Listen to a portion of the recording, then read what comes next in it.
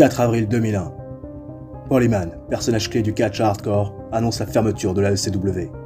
La fédération de l'extrême, endettée de presque 9 millions de dollars, n'a pas d'autre choix que de vendre la compagnie.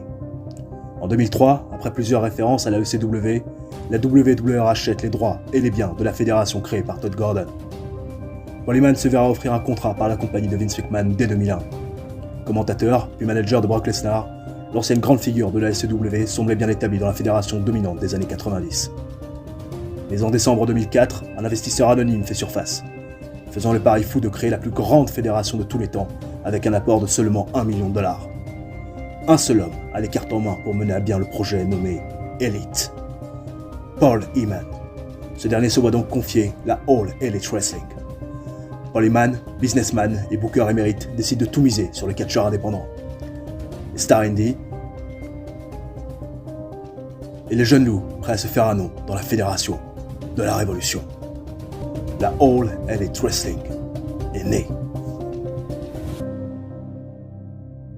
Épisode numéro 74 de notre carrière avec la All Elite Wrestling, toujours sur TEW 2016. Nous sommes au mois de septembre 2010. Lors de la dernière vidéo, nous avons terminé le mois d'août avec notamment AEW Bash at the Beach pour clôturer le 8e mois de l'année. Un énorme rating pour notre avant-dernier pay-per-view de 2010. 84 de rating avec un main event qui a fait un gros 83. Chris Benoit qui a défait Steve Austin pour retenir le championnat mondial de la fédération avec l'intervention du meilleur ennemi de Steve Austin dans notre réalité virtuelle et dans notre fédération, monsieur Kevin Nash. Il y a eu aussi une annonce très importante, à savoir que Stephanie McMahon a rejoint la compagnie et qu'elle a décidé, parce que oui, elle a racheté avec Paul Heyman les parts à son frère pour être à 50% la co-détentrice de la fédération, et elle aura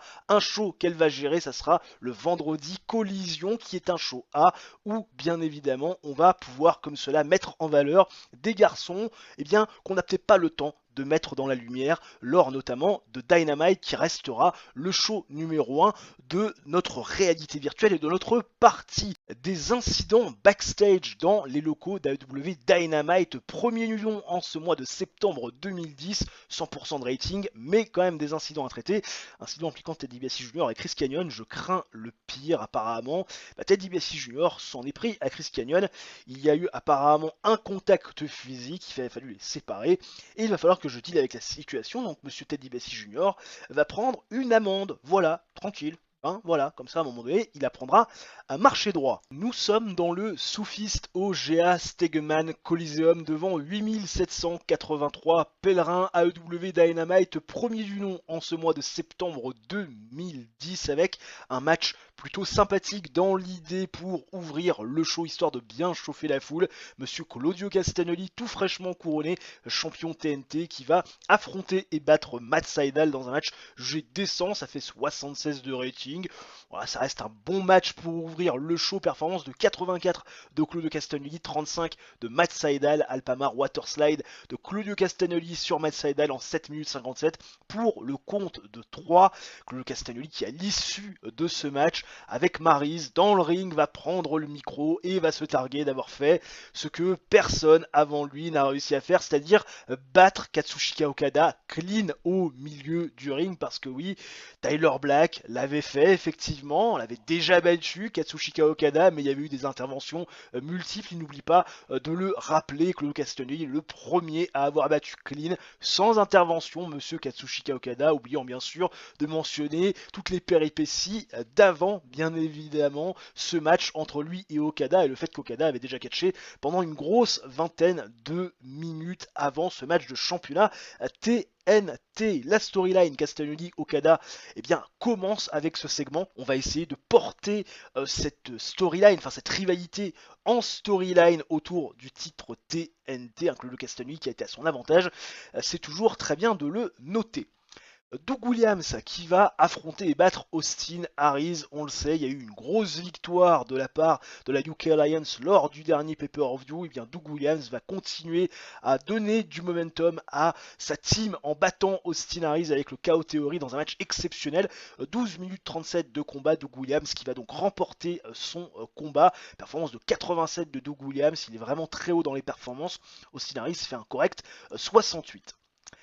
Derrière, après la coupure publicitaire, on se retrouve avec Randy Orton, Ted DiBiase Jr. et Cody Rhodes dans le ring. Randy Orton nous dit que lors du dernier pay-per-view, il a fait son travail, débarrasser Samoa Joe de Dynamite parce que ce show était trop petit pour eux deux. Et donc Randy Orton, dans cet I Quit match, a fait donc dire les mots j'abandonne à Samoa Joe, bien aidé bien évidemment par ses partenaires qui sont venus intervenir dans le ring, qui ont aussi cassé la gueule aux Ouzo, enfin aux Fatou, dans notre réalité virtuelle avant pour éviter que ces derniers ne puissent rééquilibrer les forces. Mais Randy Orton, malgré cette victoire, dont il peut être satisfait, dont il peut être fier, même si bon, la manière discutable, il va revenir sur l'échec de Ted DiBiase Jr. et de Cody Rhodes en leur disant qu'il n'aurait certainement pas dû inviter Ted DiBiase Sr. et Don Callis aux abords du ring, parce que Ted DiBiase Sr. et Don Callis, c'est le passé de Ted DiBiase Jr. et de Cody Rhodes, et c'est un passé qu'il faut oublier, c'est un passé qui les a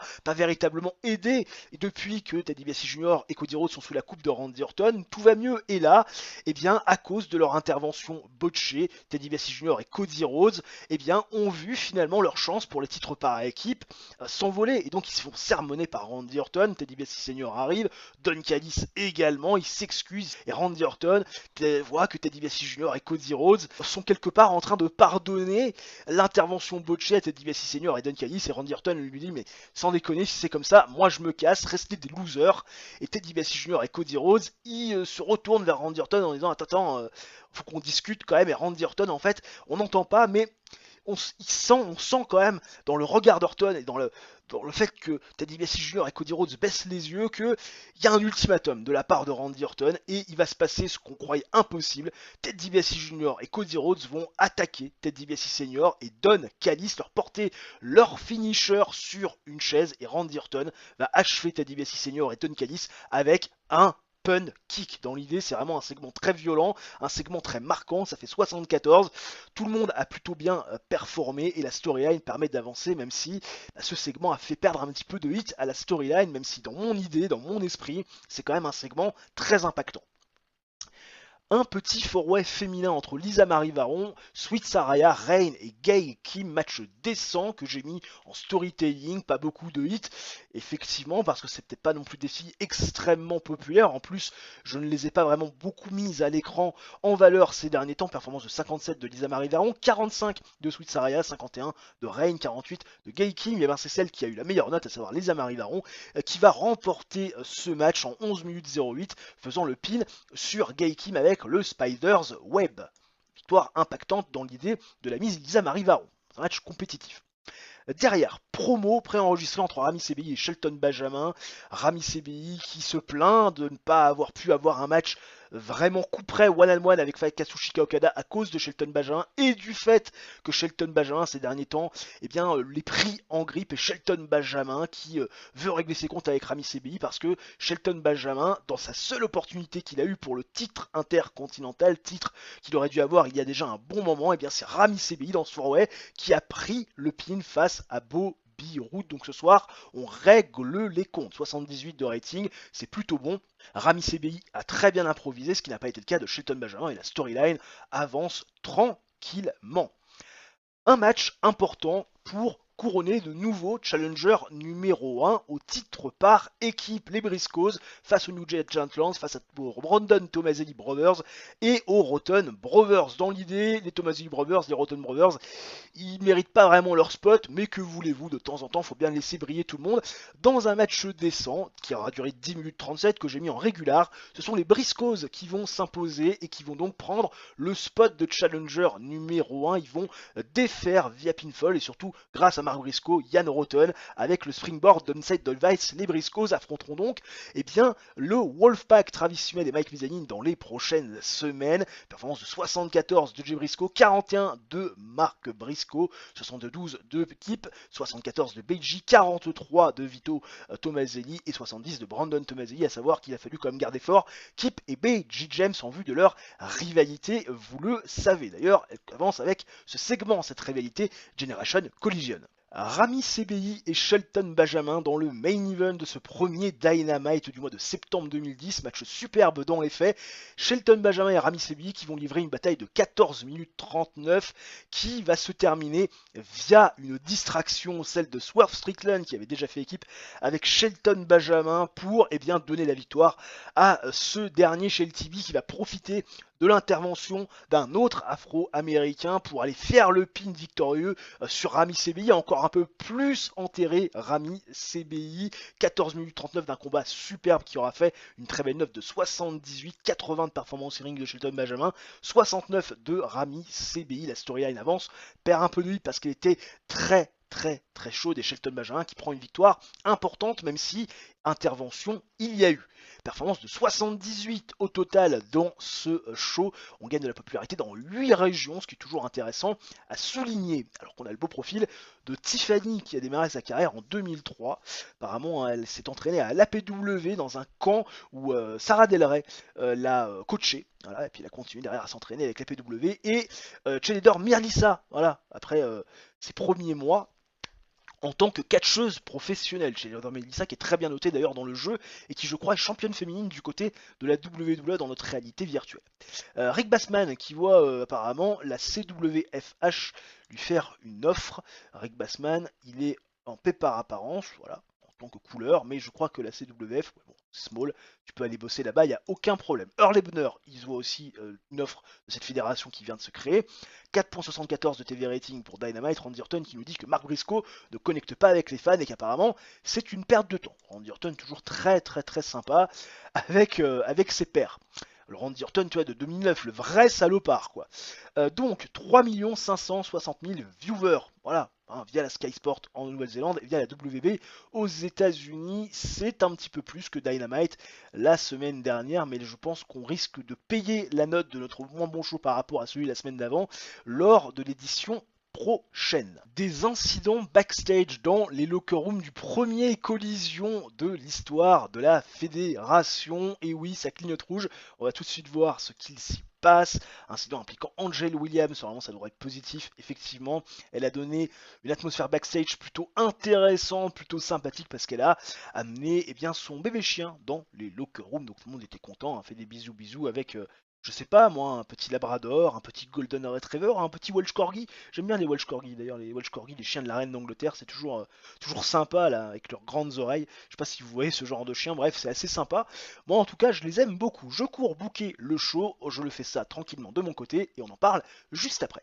Stegeman Coliseum dans le South East devant 8712 pèlerins présents dans les gradins, même arena que Dynamite 2 jours auparavant. On commence avec un gros 89 de rating et Stephanie McMahon qui est la première à arriver dans le ring. Stephanie McMahon qui est bien sûr accueillie sous les hurrahs de la foule. Stephanie McMahon qui bien évidemment va confirmer ce qui avait été dit du côté de Bash at the Beach, là où elle avait fait ses débuts quelques jours auparavant. Elle a bien racheté la moitié des parts de Shane McMahon, son frère qui est, on le rappelle, le créateur de notre réalité virtuelle de la All Elite Wrestling, le même nombre de parts que Paul Heyman pour qu'elle détienne bien évidemment 50% de la fédération. Elle voulait son propre show histoire de donner de l'action avec du bon booking, du bon catch et bien sûr du divertissement parce que Collision se veut être un show rival de Dynamite. Bien évidemment, ça reste une friendly competition, mais Stephanie McMahon, elle en oublie pas le business et son premier mouvement, ça a été de donner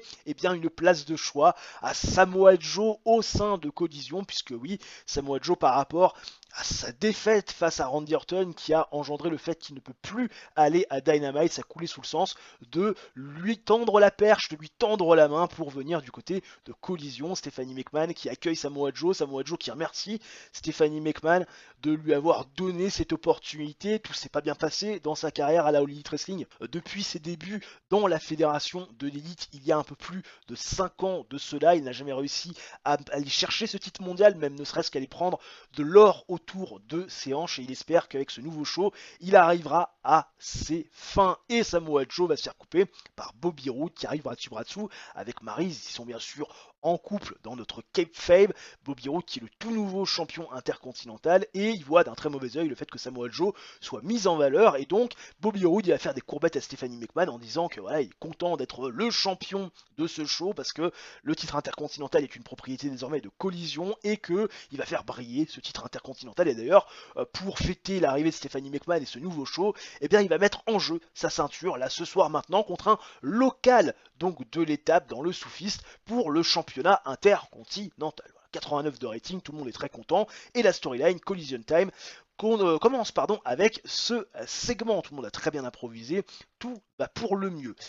Le gars qui va se pointer, c'est monsieur Adam Pearce. Petit clin d'œil à ce qui se fait du côté de WWE. Bobby Roode va bien sûr battre Adam Pearce dans ce match qui nous fait un 62. 10 minutes 25 de combat qui va se terminer avec le Northern Lariat de Bobby Roode sur Adam Pearce. Victoire complètement clean. Première défense du titre intercontinental pour Bobby Roode. Apparemment les deux ne cliquent pas. Performance de 65 de Bobby Roode.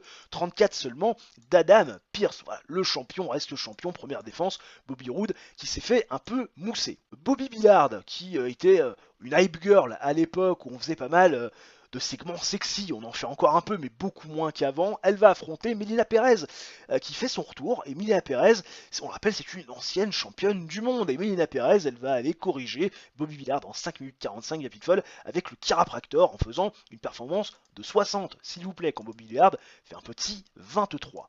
Stephanie McMahon de retour de coupure publicitaire est dans son bureau et elle va se faire accoster par Hiroko Suzuki. Hiroko Suzuki il me dit c'est bien, t'es venu en place dans ton show, c'est super pour le catch, c'est super bien évidemment pour la All Elite Wrestling. T'as déjà fait des choix forts, avec notamment l'arrivée de Samoa Joe, mais laisse-moi te dire que c'est pas la seule arrivée de marque qu'il va y avoir dans ton show du côté de Collision, puisque Hiroko Suzuki nous présente Shinsuke Nakamura, qui n'est pas exclusif à Collision parce qu'il n'y a pas des exclusivités, mais qui voudrait bien évidemment pouvoir se produire dans le show de Stephanie McMahon à Collision, et Hiroko Suzuki demande que son client, la semaine prochaine, puisse avoir une place de choix pour montrer ce qu'il sait faire dans le ring. Voilà, Stephanie McMahon qui est plutôt contente de voir Shinsuke Nakamura arriver. La gimmick de Blue Shipper qui est au full, il va falloir la tweaker ou alors la changer le mois prochain. C'est pas franchement la bonne nouvelle, mais on a Shinsuke Nakamura.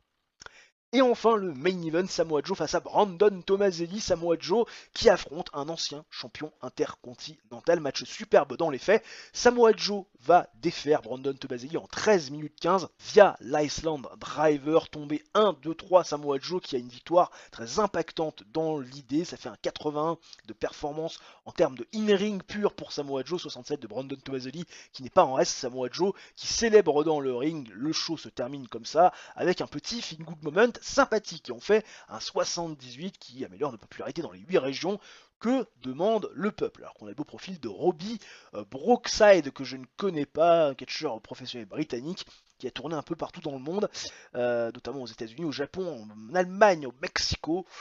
Il a été le partenaire de Steve William Regal, bien sûr, Lord Alfred Regal, dans la carrière de Sturie avec la ECW, et bien sûr William Regal, qu'on a connu bien évidemment du côté de la WWE et également du côté de la All Elite Wrestling. Randy Orton qui a changé son type de corps, apparemment il est ripped le garçon, ça veut dire que là voilà, on voit bien les abdos, le Randy Orton sec. Voilà, prépare pour un futur push de champion du monde, on ne sait pas. Collision qui fait 4.46, ça c'est très bien, voilà, un collement de peuple, 3 300 000 qui ont regardé comme ça le show via la CTV et la PAX TV. D'ailleurs, il faut savoir que c'est pas le même diffuseur et qu'on a plus de liberté, notamment en ce qui concerne les stipulations de match, ce qui pourrait être quand même intéressant. Je suis très content de cette première note et de ce premier rating pour Collision qui, on l'espère, va nous permettre petit à petit de gagner de la popularité avec ce show, de gagner du prestige et de continuer à faire des choses plutôt chouettes en mettant en valeur des garçons qu'on n'avait plus trop le temps de mettre en lumière du côté de Dynamite. À nouveau, des incidents backstage dans les locker rooms de Dynamite, deuxième du nom en ce mois de septembre 2010. Ça clignote rouge, on va voir ce qu'il en est apparemment. Des incidents impliquant Ted DiBiase Jr. et Claudio Castagnoli. J'ai un peu peur. Voilà, Claudio Castagnoli qui s'est fait casser la gueule par Ted DiBiase Jr. à nouveau. Et ben là, cette fois-ci, c'est stern warning. Ça suffit. Hein, à un moment donné, faut arrêter de déconner. Ted DiBiase Jr. est pas content. Ted DiBiase Senior est content de la décision et Claudio Castagnoli, il la trouve un peu trop légère. Je n'ai pas forcément bien traité l'incident, mais j'ai pas non plus envie de suspendre Ted DiBiase Junior ou d'aller plus loin, d'aller le virer. Voilà, donc on va rester plutôt soft. Mark Briscoe, tiens, qui se casse la gueule avec Kip James, ils sont en rivalité, ça tombe bien. Il y a un fight qui a commencé entre les deux, là c'est fine, direct. On arrête un peu de faire n'importe quoi, tout le monde est content, je vais booker le show tranquillement de mon côté après ces bien bonnes nouvelles, et on en parle juste après, ne bougez pas. Allez, on est parti pour le deuxième Dynamite du mois de septembre 2010, OPA La Curious Center, devant 9230 pèlerins. Nous sommes dans la Tri-State, ça sera également le lieu de notre prochain collision. On va faire à chaque fois une semaine dans une même région, histoire d'optimiser nos chances de gagner de l'importance et de la popularité dans ces dernières. Et on commence avec un gros 78, ce Dynamite de la deuxième semaine du mois de septembre 2010 avec Rena Mero qui est dans le ring et qui nous demande d'accueillir monsieur Randy Orton. Randy Orton qui arrive, toujours très froid, toujours très méticuleux, avec ses tatouages sur les bras, pas mal de présence, un côté un peu animal chez Randy Orton. Et c'est vrai que la foule, bon, le hue un peu, mais on sent quand même qu'il y a une crainte quand Randy Orton arrive.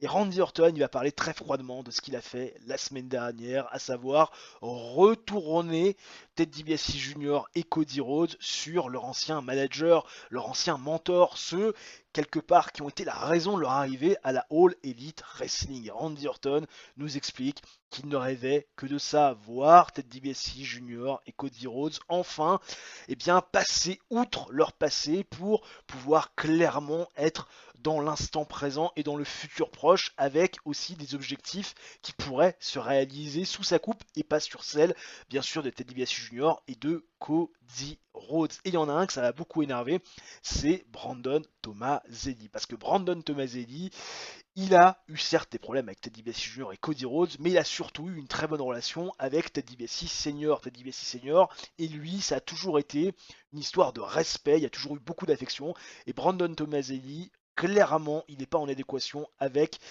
les agissements de Randy Orton. Il reproche à Randy Orton d'avoir frappé un vieux monsieur qui a fait beaucoup pour le catch, qui a fait beaucoup aussi pour développer le business à la All Elite Wrestling, alors pas toujours de la meilleure des manières, mais enfin quand même. Et donc Brandon Tomaselli, ce soir, il veut mettre Randy Orton face à ses actes. Et Randy Orton va balayer d'un revers de main les accusations de Brandon Tomaselli en disant: mon petit pote, au lieu de t'occuper de ce que j'ai pu faire subir à un vieillard comme Ted DiBiase Senior qui n'a plus sa place dans ce business, le mec c'est un has-been, tu ferais mieux de t'occuper de ta carrière parce que pour l'instant elle bat de l'aile et ça se finit front à front entre Brandon Tomaselli et Randy Orton. Brandon Tomaselli lui baisse pas les yeux et ce soir Randy Orton et Brandon Tomaselli vont régler leur compte dans le main event. Randy Orton qui a très bien improvisé et Rena Mero qui a sa gimmick qui style un petit peu.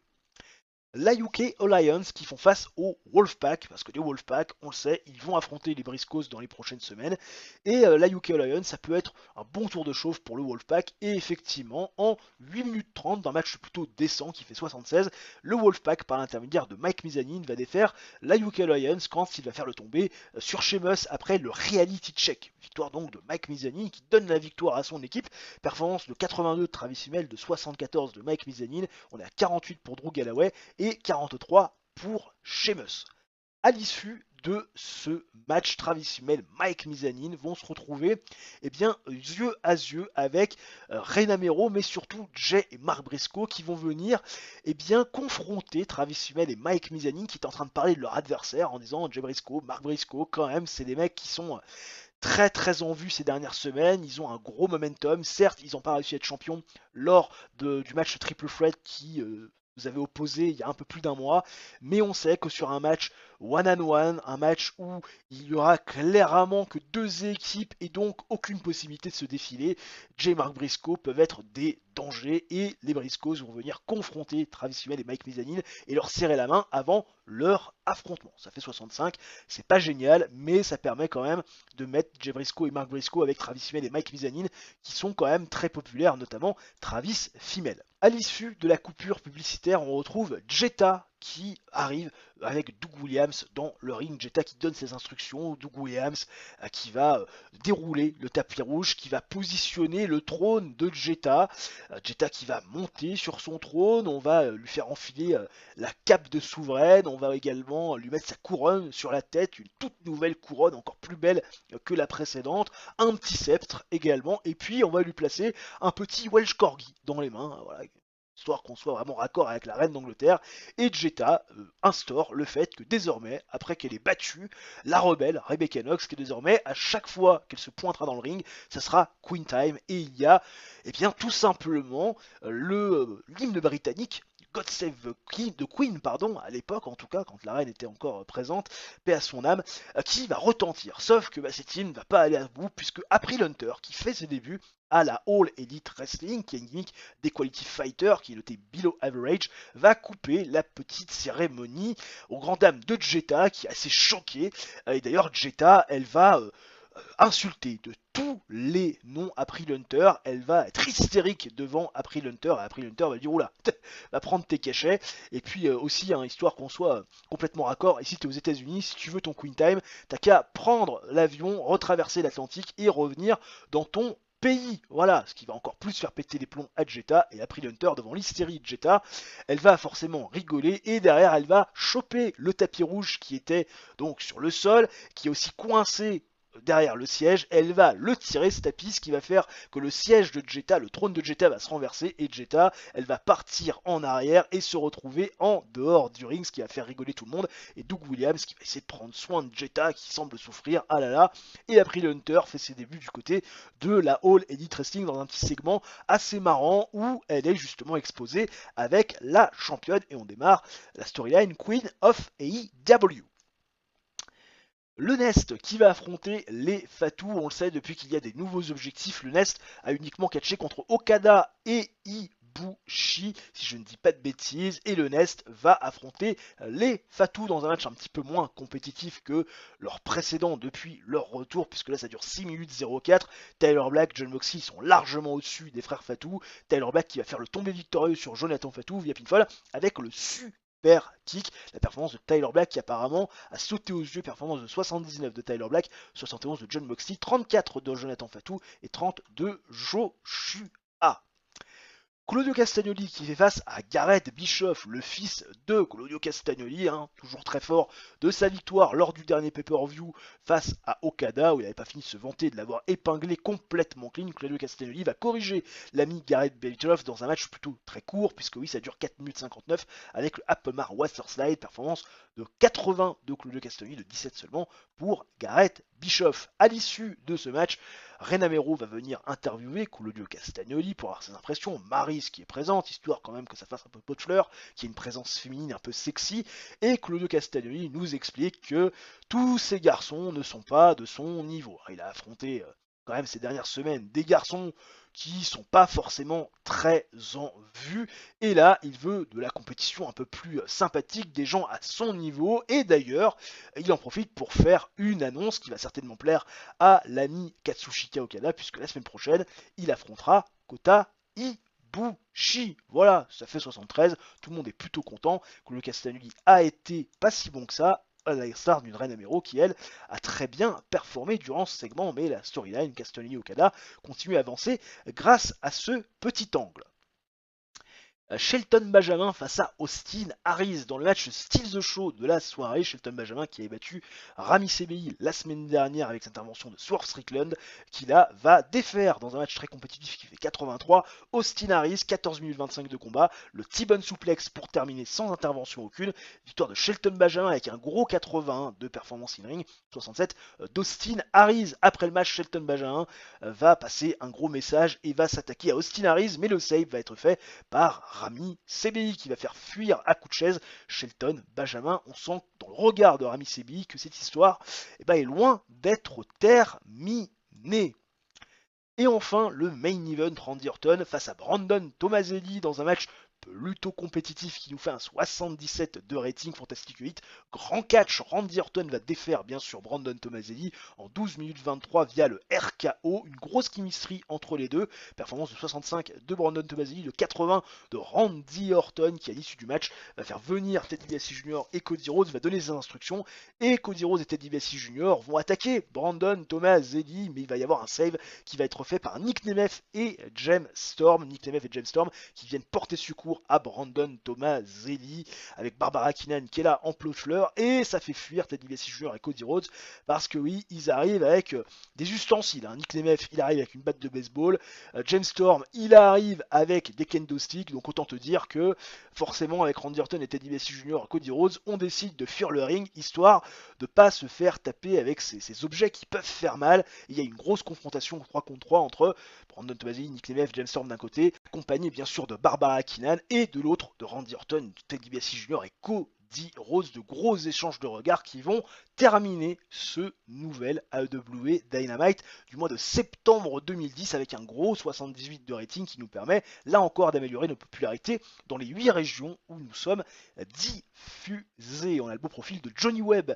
catcheur californien, en tout cas qui est basé en Californie, qui a été entraîné par Dynamite D à la XPW. Un garçon qui a priori a fait sa carrière essentiellement sur le circuit indépendant. Mark Calloway qui apparemment va être aussi honoré du côté de la WWE dans le Hall of Immortals. En même temps, le garçon 45 ans, il a décidé d'arrêter sa carrière avec un gros palmarès, effectivement. Voilà, quand on voit le garçon, à un moment donné, 5 fois champion du monde quand même. Belle carrière le garçon qui va décider tranquillement le film de s'arrêter. Il a raison. Ça aurait permis, s'il s'était arrêté aussitôt, dans la réalité, ça aurait peut-être permis de ne pas voir certaines choses qu'on n'aurait pas voulu voir. Bref, Scott Steiner qui se relocalise, on s'en fout. Bobby Billard, sa fin de contrat, on n'en a pas grand-chose à secouer non plus. Et donc du coup, 4.64 de TV rating pour le dernier Dynamite. On va tout de suite voir ce que ça a donné. On fait 3 487 000 viewers. C'est un petit peu moins que la semaine dernière, même si on fait un show à peu près équivalent. De retour à Collision OPA Lacouras Center dans la Tri-State, 9305 pèlerins présents dans les gradins. On commence fort ce deuxième numéro de l'histoire de Collision, nouveau choix concurrent dans une friendly competition à Dynamite. Rena Mero qui est la première à arriver dans le ring pour le segment d'ouverture et qui nous demande d'accueillir comme il se doit monsieur Samoa Joe qui la semaine dernière a quand même remporté une victoire assez impactante face à Brandon Tomaselli, un ancien champion intercontinental. Samoa Joe qui est donc présent au micro de Rena Mero qui se félicite de cette première victoire. Voilà, un nouveau show, un nouveau départ, une nouvelle série de victoires avec comme objectif un peu plus lointain le championnat intercontinental détenu par Bobby Roode. Et justement Bobby Roode, il est présent avec Maryse et il va tout de suite mettre un gros stop à Samoa Joe en lui disant écoute, c'est bien, t'as battu Brandon Tomaselli, un mec contre qui j'étais en rivalité, un mec que j'ai aplati, que j'ai écrasé, tel un insecte qui aujourd'hui n'est plus personne. Crois pas que parce que t'as battu ce mec là, que ça efface toutes tes défaites du côté de Dynamite et ton record loin d'être affolant qui ne te permet pas pour l'instant de justifier quoi que ce soit. Et Samoa Joe lui dit bah écoute, pas de problème, quoi de mieux pour moi que de justifier un match de championnat en battant Bobby Roode. Voilà, il lui propose un éliminator match. Si je te bats, on s'affronte très prochainement pour le championnat intercontinental. Bobby Roode, pas trop de cet avis-là, il dit écoute, je suis pas prêt pour un match en singles competition, même si je suis en tenue. Par contre, ce que je te propose, puisque je suis accompagné du Nest et que toi, t'es accompagné des Fatou qui sont dans les backstage, c'est de faire un 3 contre 3, voilà, que je puisse te corriger. Et Samoa Joe, qui voit l'opportunité peut-être de prendre une victoire sur Bobby Roode ou sur l'équipe de Bobby Roode, accepte bien évidemment le combat. À 83, tout va bien. Retour de coupure publicitaire, très courte, une petite minute, et on a Samoa Joe, les Fatou qui sont donc présents avec voilà, le leader et Bobby Roode qui voit Tyler Black et John Moxley arriver, et on démarre le match qui va durer au total 11 minutes 27. Voilà, Bobby Roode et le Nest qui vont remporter cette victoire dans un match plutôt compétitif. Hein, on a mis ça en régular. Bobby Roode qui va défaire Jonathan Fatou via pinfall avec le Northam Lariat sans intervention aucune. Maryse était aux abords du ring, mais Maryse n'est pas intervenue. Maryse a regardé l'action assez loin. A priori, gimmick style pour Samoa Joe, une gimmick style également pour Tyler Black, mais bon, ça reste quand même plutôt pas mal. Bon, les Fatou, hein, c'est toujours 29 et 30, on est assez loin des performances de tous les garçons dans ce match, performance de 83 de Samoa Joe, 62 de John Moxley, 68 de Tyler Black, 71 de Bobby Roode qui va prendre donc une victoire importante face au protégé donc de Samoa Joe, et la storyline Collision Time avance mais perd un petit peu de vite. On saura en regagner. Rena Mero qui est dans les backstage et qui croise Hiroko Suzuki accompagné de Shinsuke Nakamura, et Hiroko Suzuki nous explique qu'il y a beaucoup de plans hein, pour les japonais. Le plan bien évidemment est de faire regagner le titre TNT donc à Okada qui a perdu dans des circonstances un petit peu douteuses le championnat de la télévision face à l'ami Claudio Castagnoli qui a cette ceinture. Il y a aussi l'objectif de faire monter Kota Ibushi qui, on le rappelle, a été un ancien champion de TNT, qui aura une opportunité face à Claudio Castagnoli lors du prochain Dynamite, et puis bien sûr aussi de part et d'or Shinsuke Nakamura qui est présent dans cette team. Bref, de gros plans, et ça commence ce soir quand ils vont affronter Brandon Tomaselli dans le main event. Voilà, parce que c'est l'affiche du main event. 70 de rating, c'est très bien. Vito Tomaselli qui affronte Swerve Strickland, voilà, dans le petit match dont on se fout complet, qui fait un 37. Swerve Strickland, parce qu'on sait qu'il a un petit peu assimilé aussi à Shelton Benjamin, de manière un peu, pas indirecte, mais voilà, de manière sous-jacente dans sa rivalité face à Rami CBI, et ça me permet de donner une victoire un peu teintée à Swerve Strickland sur Vito Tomaselli dans un match terrible qui aura duré 6 minutes 43, où Swerve Strickland va remporter le match en utilisant les cordes comme appui, ce qui est illégal, on le sait. Performance de 20 de Swerve Strickland, 42 de Vito Tomaselli, qui a entre guillemets un peu porté le match. Melina Perez qui affronte Amber O'Neil. La semaine dernière, c'était l'ami, comment elle s'appelle, Bobby Billard. Et là, Amber O'Neil, qui j'ai pris pour une nuit, hein, une apparition.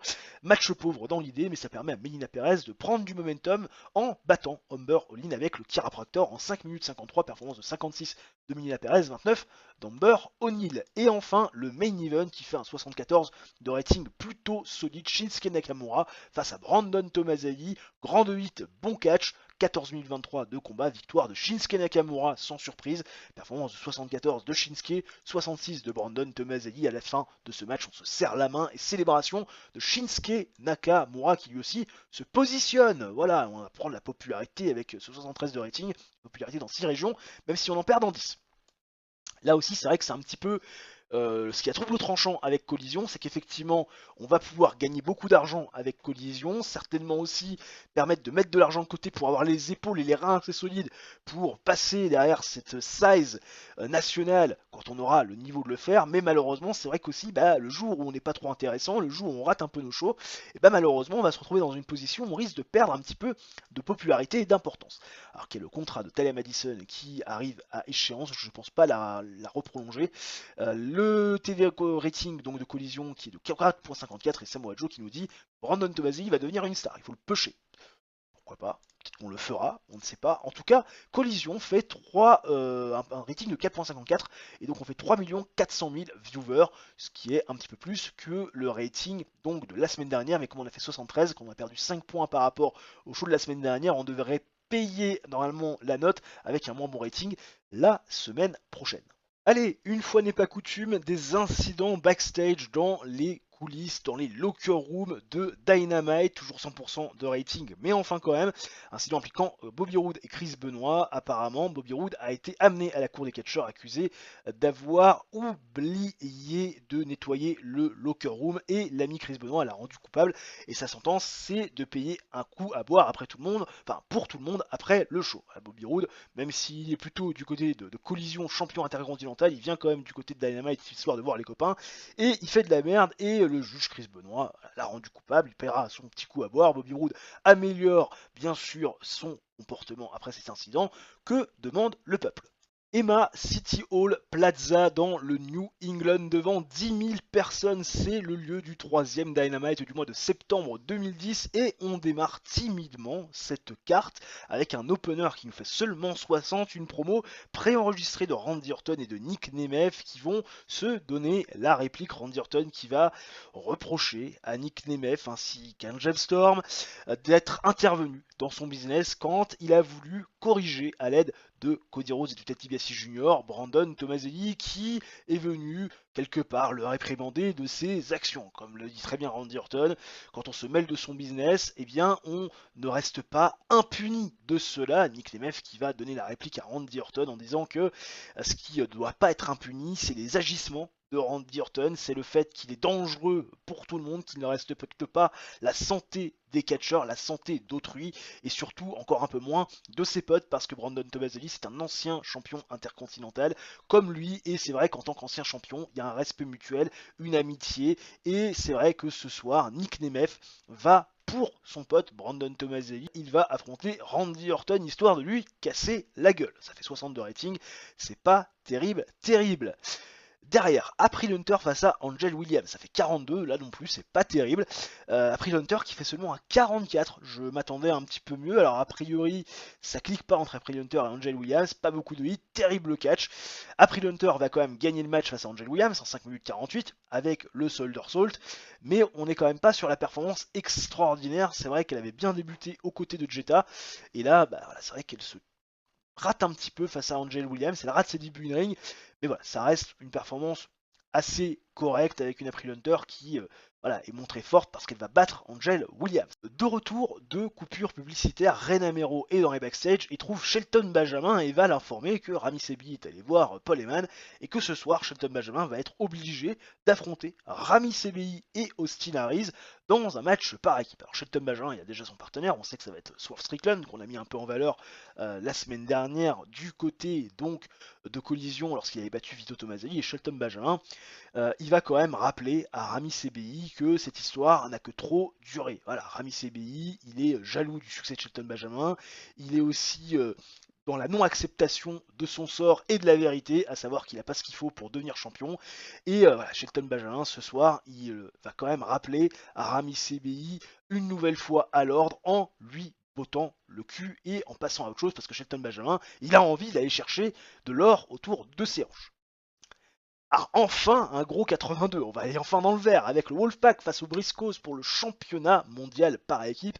Match bon hein, dans les faits, alors pas forcément énormément de hits parce que ça reste une storyline impliquant, on le rappelle, là un match entre deux équipes face, donc là aussi c'est un peu compliqué d'avoir énormément de la hit, mais c'est de la bonne action, ça va durer 11 minutes 34 et ça va avoir la victoire du Wolfpack qui par l'intérieur des Travis Hummel va défaire Mark Briscoe via pinfall, mais attention, victoire pas clean parce que dans le dos de Travis Hummel et de Mike Mizanin, ils s'en sont pas aperçus. Beji James est venu distraire Mark Briscoe, même le frapper, et Kip James est venu également frapper Jay Briscoe en dehors du ring. Le Wolfpack fait donc une sixième défense de titre, mais pas clean, et quand ils vont voir les images, ils vont forcément, vous l'imaginez, être un petit peu agacés. Mike Mizanin, ça fait 71, Travis Hummel ça fait 81, performance de 47 de Mark Briscoe, performance de 76 de Jay Briscoe. La storyline avance, gagne de l'élite. Que demande le peuple? Non, pas tout de suite. Kota Ibushi face à Claudio Castagnoli dans un match régulier. J'ai pas essayé de mettre ça en style de show ou en storytelling. Je me suis dit que pour éviter que Kota Ibushi se mette trop la pression, qu'il fallait faire un match régulier. L'air de dire voilà, vous en faites pas, il y aura d'autres matchs pour voler le show et pour donner de la qualité au show. Malgré tout, ça fait un gros 78 de rating avec un 77 de très belle facture de Claudio Castagnoli. Kota Ibushi est à 61, toujours une excellente chemistry entre Kota Ibushi et Hiroku Suzuki. Fantastic 8, bon catch. Claudio Castagnoli va défaire Kota Ibushi en 9 minutes 17 via pinfall avec le Ricola Bomb, bien évidemment. Et puis derrière, vous l'imaginez, Claudio Castagnoli qui va être argué un peu par Maryse, va s'en prendre à Kota Ibushi, histoire de faire passer un message à l'ami Katsushika Okada qui va sortir de la foule, un mouvement de foule, les gens s'en foutent, Katsushika Okada est là pour faire le save, et va mettre une droite, deux droites, trois droites à Claudio Castagnoli, le faire passer par-dessus la troisième corde, et Katsushika Okada et Kota Ibushi qui vont célébrer dans le ring, sous le regard agacé, énervé de Claudio Castagnoli, et Maryse, on sent qu'il a un peu peur à l'idée de voir Katsushika Okada qui a l'air frais et dispo, et surtout qui a envie de se venger de ce qui s'est passé du côté de Bash at the Beach. Derrière, Rami CBI et Austin Harris qui font face à Shelton Benjamin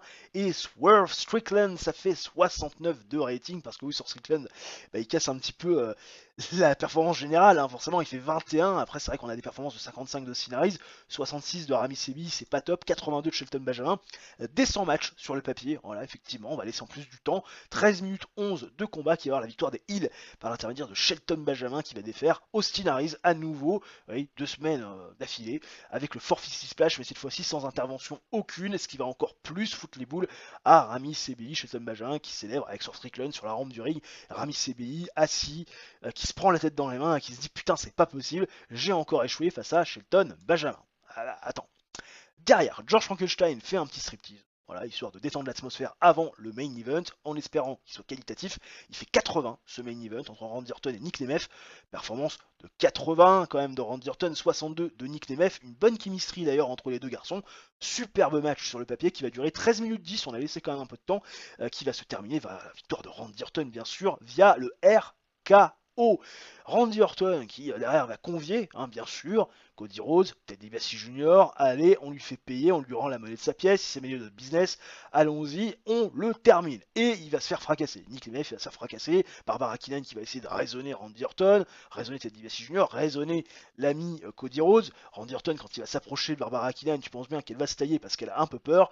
Il y a James Storm qui va essayer de venir, hein, voilà, essayer quand même d'aider son pote, même s'il est armé, il est quand même en infériorité numérique, et ce qui va faire la différence, c'est l'arrivée de monsieur Chris Benoit, hein, qui va, avec James Storm, faire le save, et qui va frapper Cody Rhodes, qui va frapper Ted DiBiase Jr., qui va d'ailleurs leur porter son finisher. Randy Orton a le temps de se casser, et Chris Benoit, Randy Orton, voilà, c'est eyes to eyes, et voilà, vous savez où on va en venir, bien évidemment, hein, 73 de rating, tout va plutôt bien. On fait un 78 de rating, on avait mal commencé, puis c'est vrai qu'on a plutôt bien terminé.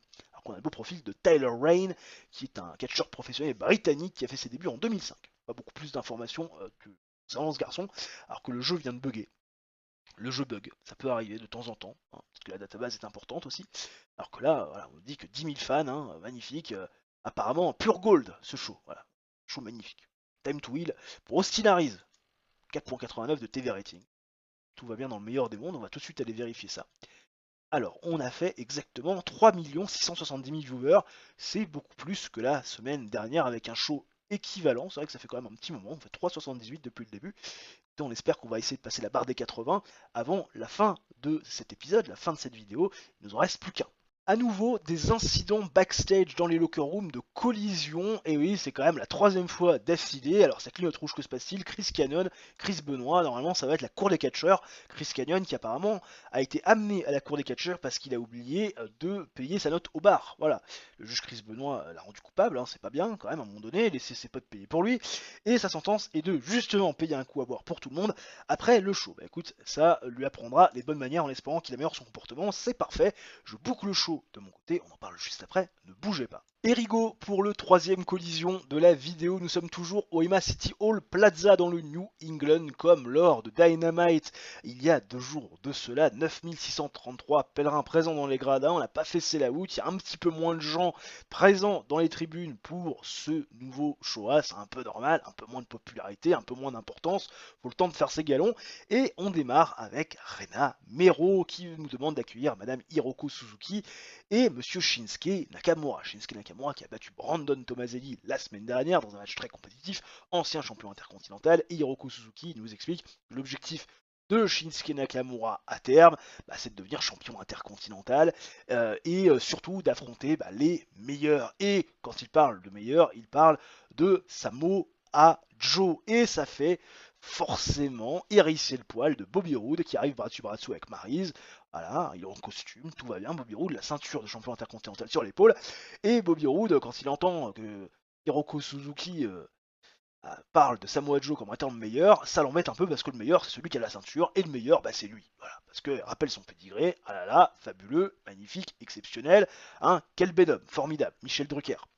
Et Bobby Roode il va s'énerver sur Shinsuke Nakamura en lui disant voilà, sois un peu respectueux quand même envers le champion, envers Bobby Roode, qui a un palmarès, un pédigré impressionnant du côté de la All Elite Wrestling. Hein. Samoa Joe, c'est qu'un loser.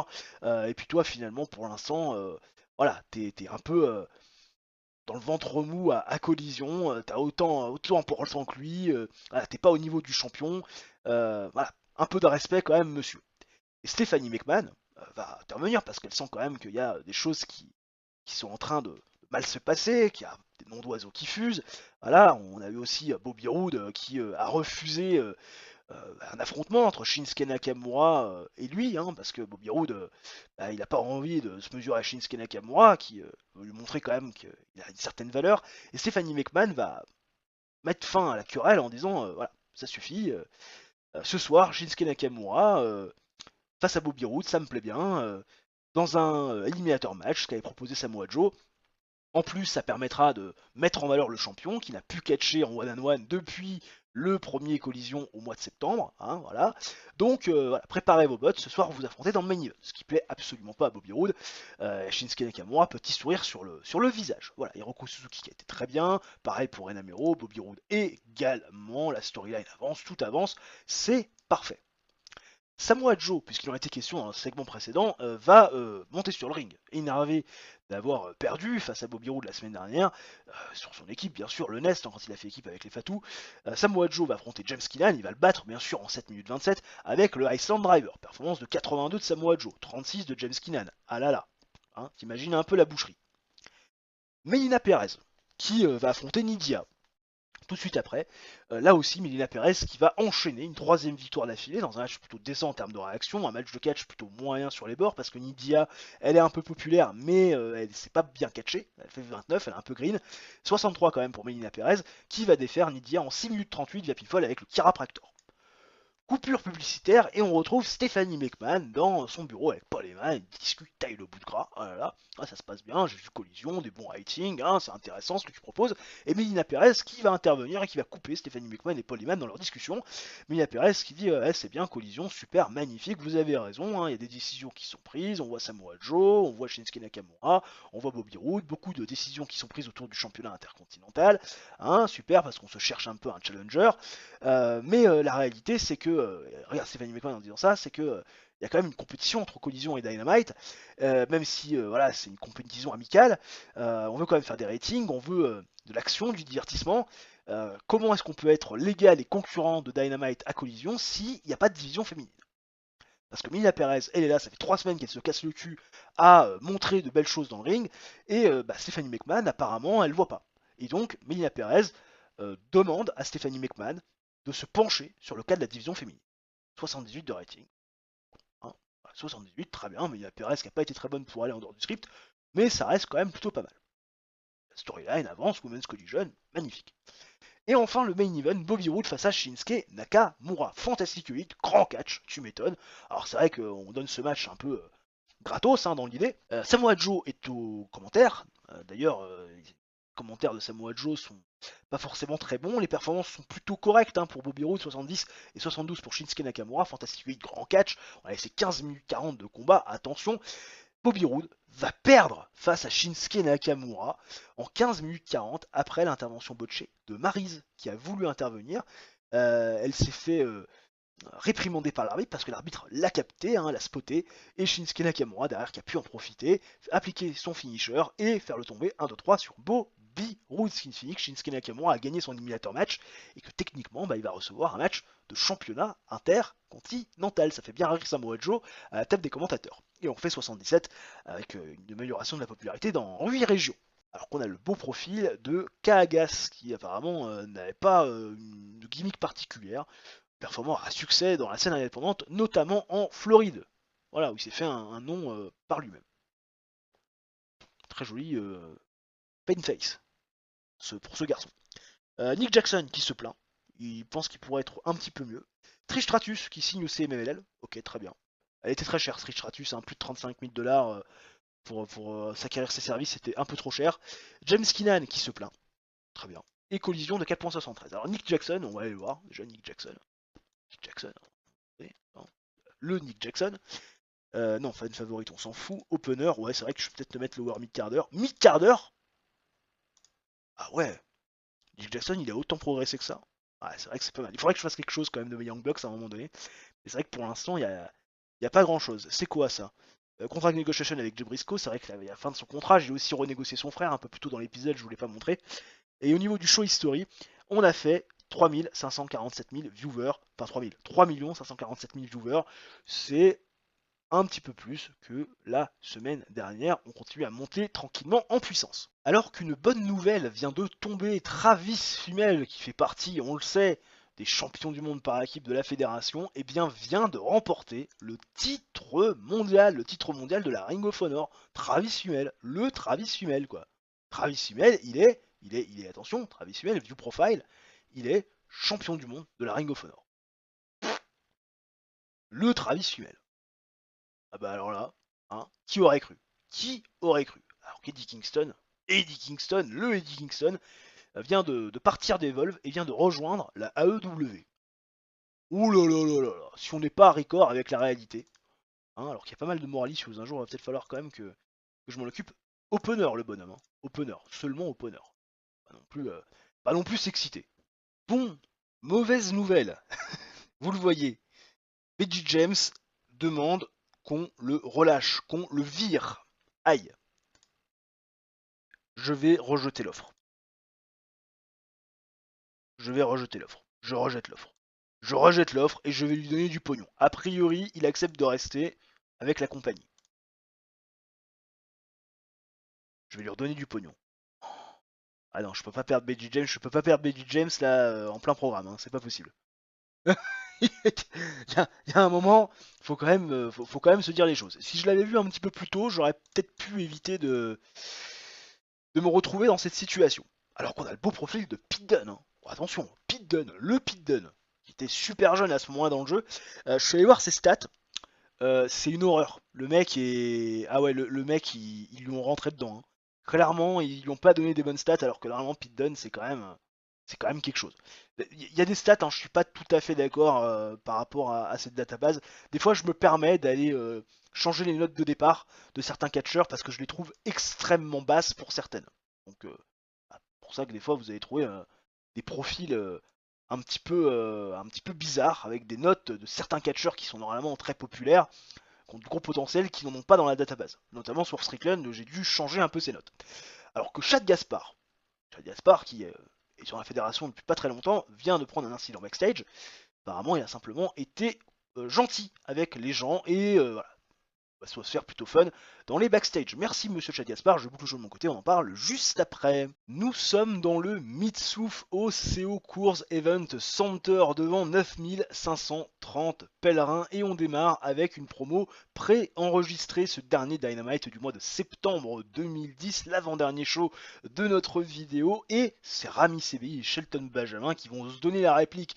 Rami CBI qui veut one-on-one dans un 2 out 3 falls match la semaine prochaine dans le main event, Monsieur Shelton Benjamin, parce que Rami CBI, depuis que Shelton Benjamin est arrivé dans la fédération, qu'il est arrivé au sein de la All Elite Wrestling, la carrière de Rami CBI n'a fait que dégringoler, Shelton Benjamin s'est acharné sur lui, et pourtant Shelton Benjamin, dans les faits, ne l'a jamais battu clean dans une compétition one-on-one, donc désormais il veut un match face à Shelton Benjamin où aucune intervention possible ne sera donc permise et où il faudra faire deux tombées dans ce match pour remporter la victoire. Shelton Benjamin va répondre à Rami CBI en disant que cet affrontement finalement c'était juste pour assouvir l'ego et le désir de Rami CBI de pouvoir battre Shelton Benjamin, sachant que tout le monde sait qu'il ne peut pas le faire, spoiler alert, il n'y a que lui qui croit que c'est possible, et Shelton Benjamin, ma foi, il se dit, si je bats à nouveau Rami CBI, peut-être qu'à un moment donné, j'aurai d'autres opportunités pour un titre secondaire, parce qu'un titre, c'est ce que je suis venu chercher. Peut-être que cette victoire face à Rami CBI pourra me permettre de me lancer véritablement, concrètement, dans cette quête. Voilà, donc Shelton Benjamin et Rami CBI vont s'affronter la semaine prochaine dans un 2 out 3 falls match pour enterrer l'âge de guerre. Randy Orton est présent dans le ring pour le premier segment in-ring de la soirée avec Teddy DiBiase Jr. et Cody Rhodes.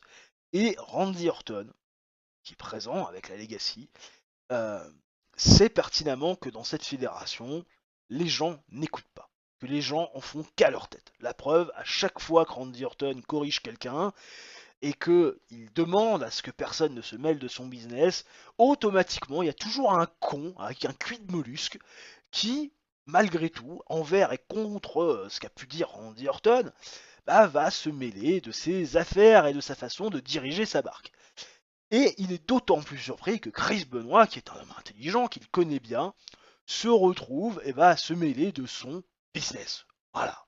Il trouve que c'est quand même pas très intelligent quand on est champion. Et Chris Benoit, qui va se pointer avec Nick Nemeth, James Storm et Barbara Keenan, va quand même rappeler à Randy Orton que son intervention de la semaine dernière, le fait que lui, Chris Benoit, le champion du monde, se mêle de son business, ça l'arrange bien, parce que si Randy Orton est arrivé à la fédération, c'est pas pour beurrer des biscottes, c'est pour le titre mondial.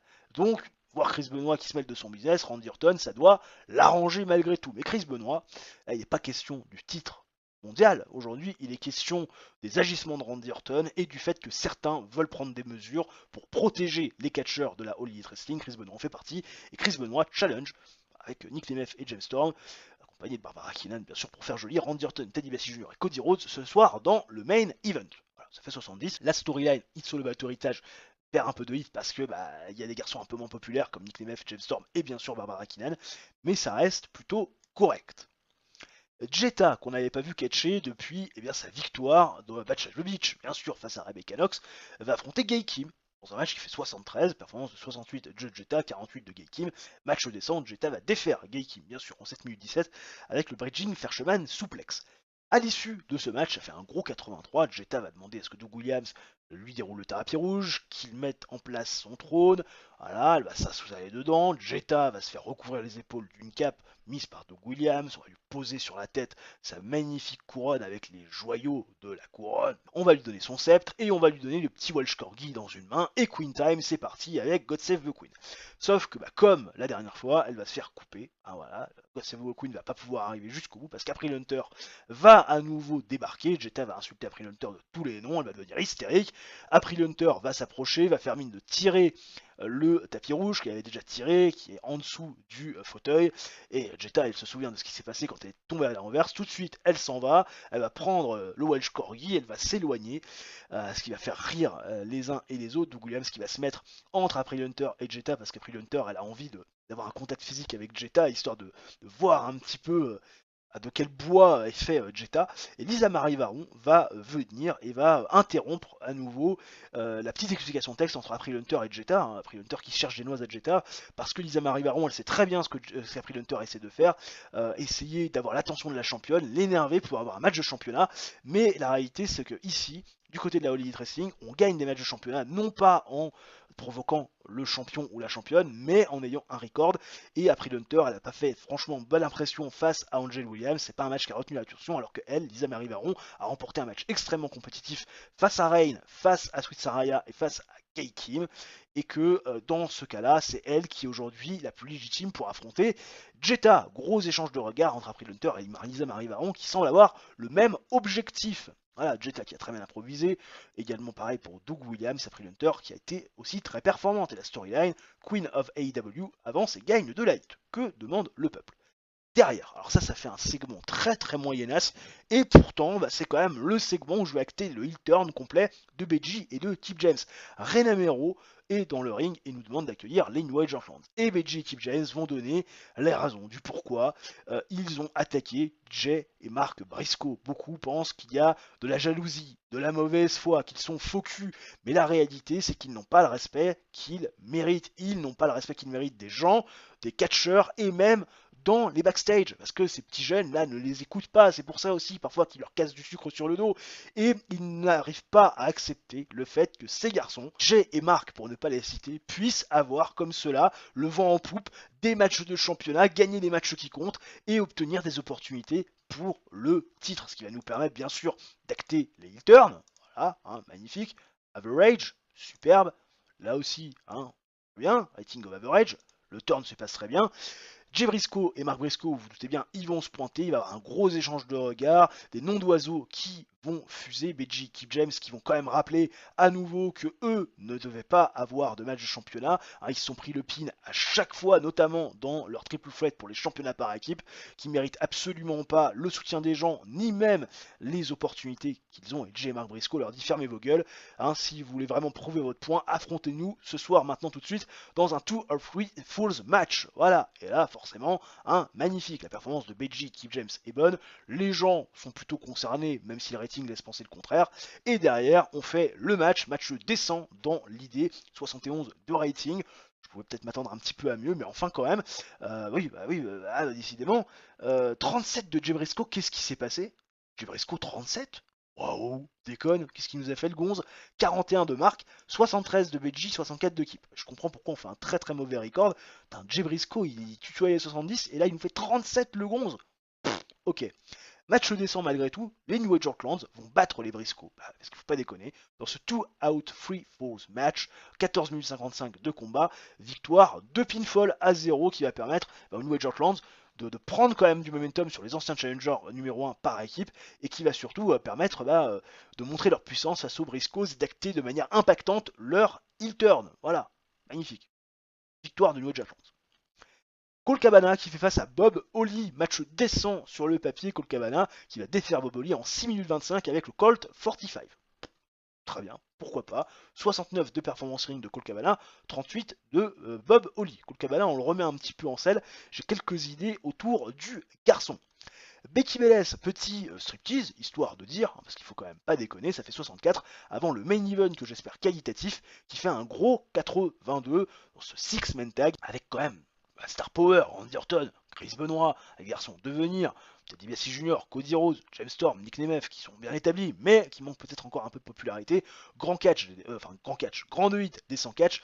On a laissé quand même du temps, 16 minutes 43, ah là là, belle performance, 56 et 54 de Cody Rhodes et Teddy DiBiase Jr., c'est pas top, 78 de Randy Orton, 57 de l'ami Nick Nemeth, 61 de James Storm, 82 de Chris Benoit. Et bien écoutez, victoire des Heels avec Randy Orton qui va aller pin James Storm avec le RKO pour faire le tomber. 1, 2, 3, victoire donc des Heels qui confortent un peu plus leur statut, la storyline It's All About Heritage, gagne de la hit, hein, bien évidemment avec ça, et Randy Orton qui bat le champion dans ce match à plusieurs, même s'il n'a pas fait le pin, sur Chris Benoit. 79 de rating global, on améliore notre popularité dans 8 régions que demande le peuple, avec le beau profil derrière d'Alan Stone, qui a commencé sa carrière en 96 à Hollywood, hein, Triple A, bien évidemment, il est devenu Alan Stone, il a feudé avec son frère, Motocross en 96, hein, il a rejoint la CMLL, hein, puis en novembre 2000, hein, il a gagné les championnats par équipe. Pourquoi pas, belle carrière, ça m'intéresse pas, mais c'est toujours intéressant de voir ces garçons. Oula, oulala, oulala. Alors, il y a beaucoup de gens qui rejoignent, bien évidemment. Renamero, le contrat qui se termine. Renamero, je vais lui proposer un contrat signé. Je sais pas si j'avais un contrat Rayton, mais je vais lui proposer un contrat signé à 5000 euros, enfin 5000 dollars, je pense que ça devrait le faire, sur 2 ans, voilà, parce que ça me coûtera quand même moins cher. À un moment donné, soyons sérieux. Et on est parti. Normalement, elle devrait me répondre positivement. Ron Killings qui revient.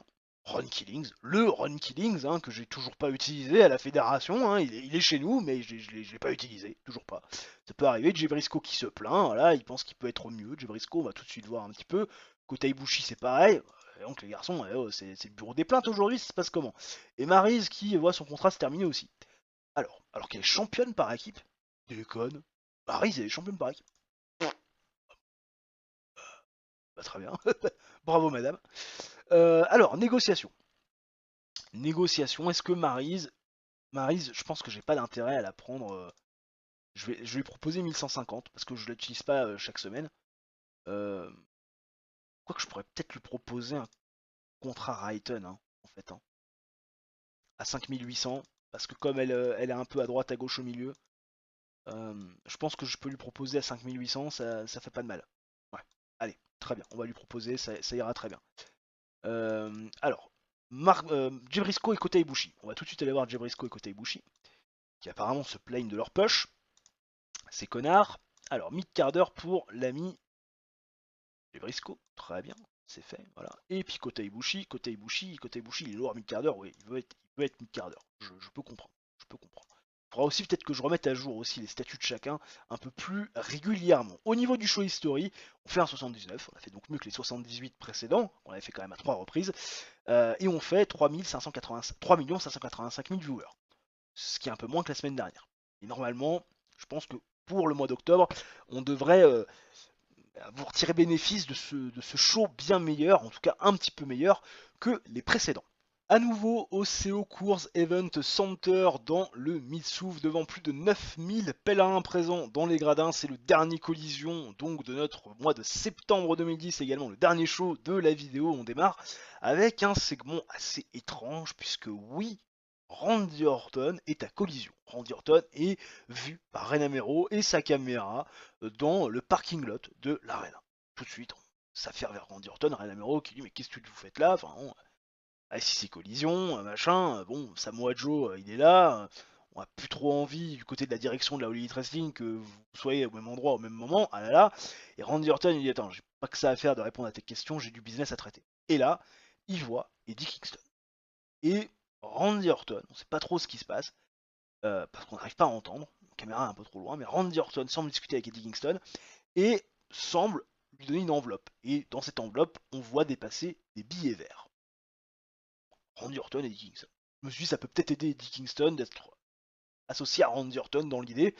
Eddie Kingston qui, sa gimmick de défenseur, c'est awful. Alors la tweaké.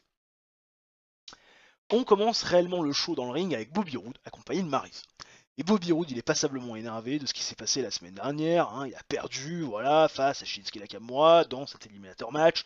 Voilà, par tomber, 1, 2, 3. Mais c'est de la faute de Maryse. Maryse, il remonte les images. Maryse a merdé, voilà, magnifique, sublime. Maryse qui veut bien accepter la responsabilité de la défaite de Bobby Roode. Voilà, ça se reproduira plus.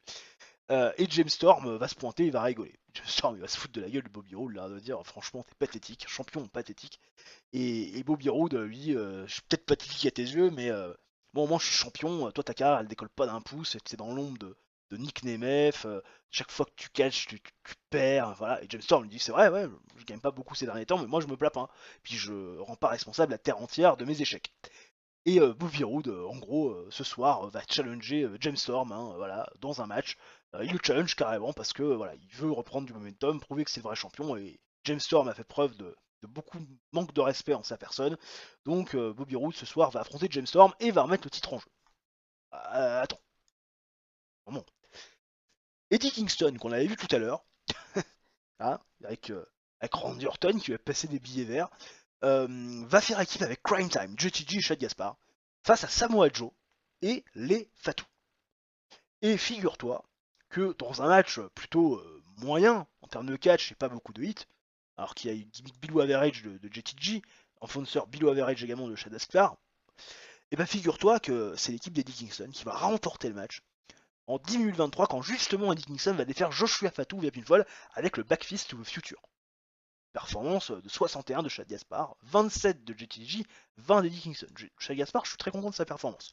Bon, les frères Fatou c'est 30 et 31, mais un gros 78 de Samoa Joe. Mais Samoa Joe perd le match. Il a pas pris de tomber, mais victoire quand même des Hills et d'équipe d'Eddie Kingston et de Crime Time. Qu'on met fort, qu'on propose fort à l'écran dès leur début, à un moment donné. Et Gilly face à Leslie Van Erich, c'est de la merde, ça fait 35. En même temps, c'est vrai que Gilly, ça fait longtemps qu'on l'a pas utilisé, et Leslie Van Erich, c'est jamais très fou niveau in-ring. 27 d'ailleurs de perf pour Leslie Van Erich, 32 pour Edgely. Match terrible, victoire d'Edgely en 7 minutes 03 via le Black Widow. À l'issue de ce match, Stephanie McMahon va prendre le micro, féliciter Edgely, présenter Edgely, voilà, première championne TBS de l'histoire, ah là là, c'est une recrue de collision. Et Melina Perez est pas du tout impressionnée par l'ami Edgely et le fait savoir à Stephanie McMahon en disant du côté de Dynamite, ils ont des Rebecca Knox, ils ont des Lisa Marie Varon, ils ont des April Hunter, et nous on a Edgy. Super, magnifique, c'est génial. Donc gros manque de respect de Melina Perez envers Edgy, et Edgy, tu vois, elle baisse la tête, elle sait pas trop où se placer. Ça fait 56. Voilà, ça fait 56, segment honnête. Derrière, retour de coupure publicitaire, et on a Samoa Joe qui déboule dans le bureau de Stephanie McMahon un peu énervé. Il dit je sais que j'étais censé affronter ces deux garçons, là, enfin ces trois garçons, Crime Time qui faisait leur début et Eddie Kingston également. Mais il y a un truc que j'apprécie pas, même si j'accepte complètement la défaite. Il y a un truc que j'accepte pas, c'est le fait que Randy Orton ait été présent à Collision, voilà, il y a trop d'histoires entre nous, il n'a pas à être là et il faut que les services de sécurité fassent quelque chose. Voilà, parce que Samoa Joe, il sait pas ce qu'il pourrait faire s'il voyait Randy Orton qui a utilisé des tactiques très douteuses pour l'évincer de Dynamite. Stephanie McMahon lui dit t'inquiète pas, on, on s'occupera de ça, t'inquiète. Et Swerve Strickland va passer par là, et Swerve Strickland va voir Samoa Joe en lui disant tu ferais mieux d'arrêter de, de t'intéresser et surtout de prendre la tête avec Randy Orton qui aujourd'hui est à Dynamite, qui t'a viré de ton spot, qui tu ne croiseras plus, à part en pay-per-view éventuellement, si tu as la chance d'y être, et encore, tu ferais mieux plutôt de te concentrer sur ton record qui est loin d'être fou, surtout quand on veut, comme cela, à un moment donné, aspirer à devenir champion intercontinental. Sur Strickland qui va avoir des mots assez durs face à Samoa Joe, et Samoa Joe lui dit écoute gamin, là c'est pas le moment, mais si tu veux, la semaine prochaine je te botte le cul. Voilà. 71, ça fait un bon petit segment. Sur Strickland a fait de très bon travail, Stephanie McMahon aussi. Voilà. Hein, voilà, 71, c'est parfait. Derrière, Jen Storm face à Bobby Roode, ça fait 83. Grand de 8, enfin, bon catch. Franchement, voilà, parfait. Grosse note, performance de 75 de Bobby Roode, 72 de Jen Storm. Les deux ont une super chemistry. Voilà, les commentateurs aussi. Écoute, on a laissé du temps, 15 minutes 18 de combat. Victoire de Bobby Roode, qui va conserver sa ceinture face à l'ami James Storm, parce qu'il faut pas déconner, via le roulplex, après l'intervention de Maryse. Voilà, histoire de redonner de la confiance et de la crédibilité en mode petit à petit pour Bobby Roode, histoire quand même qu'il soit hué, qu'il reprenne un peu de momentum, mais qui reste toujours le heel, très détesté et détestable. Bobby Roode fait donc sa deuxième, que dis-je, défense du titre intercontinental. Magnifique, Bobby Roode qui remporte le match et ça va nous faire un show plutôt intéressant à 74, même si on va perdre de la popularité dans 10 régions, malgré tout, et on gagne dans 6. C'est vrai que bon, ça reste un show correct. Alors qu'on a le beau profil de Antonio Banks, monsieur MVP, Mantel Montavious Porter, qui a commencé le catch en 2002, voilà, pas forcément un garçon qui a commencé le catch très tôt, qui a eu des problèmes notamment avec la justice, si je dis pas de bêtises, avant de catcher. Voilà, un garçon qui a du vécu. Une nouvelle amitié du côté de la Noah. Cool Cabana qui s'entend très bien avec Essay, hein, ok. Très bien, grosse performance, un gros basique, grosse psychologie, il n'y a pas de photo. Safety, ok. Bon, Star Quality 80. Grosse popularité. Ah, il est Raiten main eventer à la Noah. Ok. Collision, on fait 4.70. Moi, ça me va très bien. Et on va voir tout de suite ce qu'il en est. On fait 3 532 000 viewers. Bah, c'est à peu près dans les mêmes eaux que ceux de la semaine dernière, même si on sait pertinemment qu'on va perdre normalement du viewing lors du show de la prochaine semaine. On sait comment ça va se passer. Hein, voilà, on sait que c'est pas toujours évident. Hein. Voilà, des fois, ça peut être délicat. On sait comment TEW fonctionne. Puisque je vous tiens, alors on va pas faire de coupure hein, jusqu'à la fin, puisque je vous tiens, je vais aussi profiter, parce que j'ai envie de me faire plaisir, un catcheur que j'aimais beaucoup à l'époque, qu'on voit beaucoup moins, j'ai envie de signer monsieur Johnny Curtis. J'ai quelques idées pour Johnny Curtis. J'ai vu qu'il avait une gros basique, une grosse psychologie. La stamina est à 91, la toughness 71, la star quality 65, le carry 63, 53 au micro. C'est un catcheur où on peut faire de la bonne mid-card, il faut juste travailler sa popularité. Et je me dis que à collision, ça pourrait être cool. Et on va lui proposer un contrat de 2 ans avec 2500$ par mois. Pas couvert, les trajets non plus, hein, voilà, parce qu'on est des gros chiens. Et on rend le contrat officiel. J'ai envie de m'attacher les services de Johnny Curtis, qu'on connaissait mieux sous le nom de Fandango, que je trouvais un catcheur très intéressant au milieu des années 2010, que WWE a voulu exploiter au départ, notamment avec une rivalité face à Chris Jericho, si je dis pas de bêtises. Il a eu un gros match, hein, si je dis pas de conneries, Fandango, à WrestleMania. Je me demande même s'il n'avait pas battu Chris Jericho à WrestleMania, Fandango. Je vais vérifier ça. Mais il me semble qu'il avait battu Chris Jericho du côté de WrestleMania. Et malheureusement, derrière, ils n'ont pas fait grand-chose de Fandango. Je vais vous dire ça tout de suite. Hein. Le garçon, qu'est-ce qu'il nous a fait? Circuit indépendant, World Wrestling Entertainment, NXT, Fandango, rivalité avec Chris Jericho. Euh, Non, c'est des confrontations. Oui, il participe à son premier match à WrestleMania 29 et remporte son combat face à Chris Jericho. Voilà. Quand même battu Chris Jericho à WrestleMania. Le Chris Jericho. Et c'est vrai qu'on n'a pas fait grand chose derrière de Fandango, à mon grand regret, parce qu'il avait vraiment une gimmick que j'aimais beaucoup, le mec, voilà, beau gosse, voilà, super, gros potentiel, et c'est un mec qui aurait dû être champion intercontinental, à mon sens, et qui n'a jamais pu avoir sa chance. Alors, DDT qui fait une offre à Bryan Danielson. Bon, on sait que Bryan Danielson il est loyal avec la AEW, donc pas de problème, hein, on continue à faire de la tournée pour Bryan Danielson. Colt Cabana, je pense qu'à mon avis c'est pareil, c'est de la tournée, hein, de la grosse tournasse. Voilà, c'est de la tournée. Très bien. Kota Ibushi, c'est pareil, c'est de la grosse tournasse aussi. Hein, voilà, le Kota Ibushi. Drew Galloway, c'est pareil. Voilà, hein, bon, tout le monde va faire de la tournée.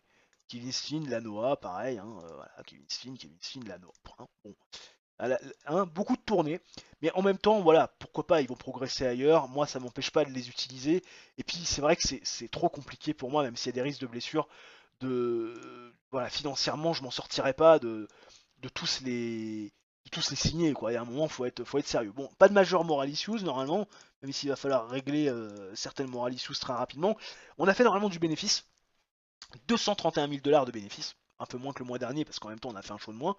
Le ticket vendu, bah, c'est autant que le mois dernier avec un show de moins. Enfin, qu'est-ce que je dis, un show de moins? Mais bien sûr que non, pas un show de moins. On a fait 8 shows.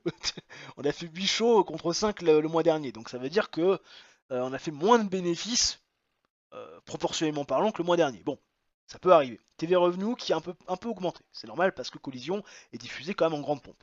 Le sponsor nous a donné plus de sous. On stabilise au niveau de la marchandise. Le coût de worker a bien augmenté. Putain, 1 million de coûts de worker. Hop, hop, hop, énorme.